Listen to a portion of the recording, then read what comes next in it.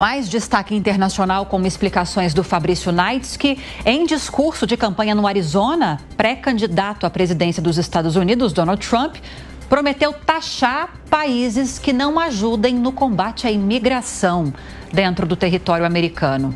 E aí? É um assunto que também mexe muito com o imaginário do eleitor americano, ainda mais esse ano agora, quando a gente fala de Donald Trump e Joe Biden. Imigração é um assunto-chave para essas eleições, Lívia. O Trump estava em Phoenix, foi o primeiro ato, o primeiro comício dele na campanha presidencial desde a condenação lá em Nova York na semana passada. E ele falou, primeiro, que vai reverter uma decisão que ele considera escandalosa do presidente Joe Biden, tomada essa semana, que vai facilitar a deportação de imigrantes ilegais para o México. Como é que vai funcionar essa decisão tomada pelo Biden nessa semana?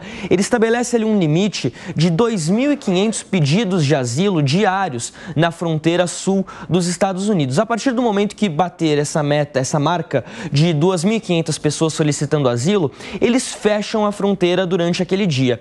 Essa medida vai continuar até que a média de pedidos de asilo baixe para 1.500 pedidos por dia. Quando ficar abaixo desse número, ele vai poder voltar aí uma política um pouco mais livre de movimentação na fronteira. Mas a questão envolvendo a taxação de países que não ajudem, segundo Trump, no combate à imigração ilegal, foi outro tema que ele discutiu, que ele falou então nesse comício lá em Phoenix, no Arizona.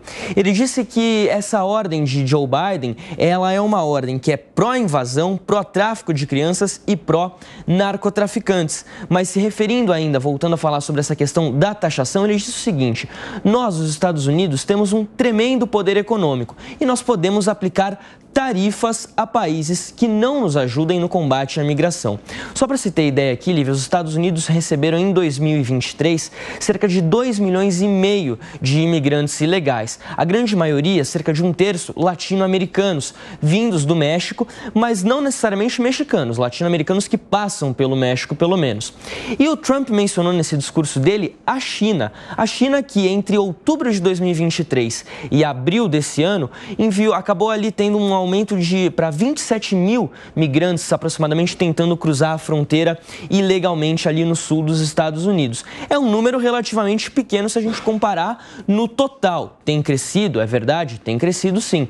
Mas dentro dessa marca de 2,5 milhões, 25, 27 mil pessoas acaba sendo bem pequeno. Mas o assunto China também é outro que mexe bastante com o imaginário do eleitor americano e Trump prometeu então uma espécie de taxação, uma espécie de multa, sanções econômicas a países que não se adequem a essas regras, então, de imigração ilegal que ele pretende implementar caso volte à Casa Branca no final do ano, ou melhor dizendo, já para 2025. Um assunto que vai repercutir bastante, e claro, ele tem essa vontade de dar uma cutucada no governo chinês, vamos dizer assim, mostrar ali um pulso firme. É uma política bastante diferente da de Joe Biden, uma forma aí dele poder se diferenciar nessas eleições. Mas ao que parece, né, o Fabrício Naits, que é uma questão muito cara essa da imigração, até para aquele eleitor de centro, não só de extrema-direita. Porque se o Biden está sinalizando nesse sentido também, em busca daquele eleitor que ainda não sabe em quem votar, é porque é uma questão que realmente preocupa nos Estados Unidos. Esse assunto divide muito, né? Quando o Trump era presidente lá nos Estados Unidos entre 2016 e 2020, melhor dizendo, 2017 e 2020, a questão é que ele era visto como uma política muito rígida de controle à imigração. E agora que é o Biden na presidência, eles veem como uma política muito liberal, muito permissiva de imigração. 8 ou 80, justamente. Então, quem está na Casa Branca, quem está ali no assento na Casa Branca, sempre vai acabar sendo criticado. O candidato da oposição, naturalmente, acaba tendo ali uma ideia contrária, exatamente o contrário, para conseguir angariar votos. Isso funciona eleitoralmente. O Biden, essa medida que veio nessa semana, foi para tentar recuperar um pouco desses votos que ele pode acabar perdendo para o Trump, justamente por conta dessa diferenciação.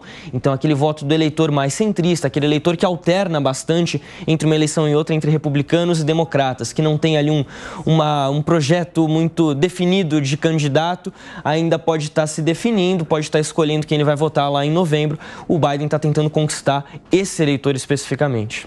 Vamos ver por quem que o coração desse eleitor vai bater mais forte em novembro. Obrigada, viu? A gente se fala.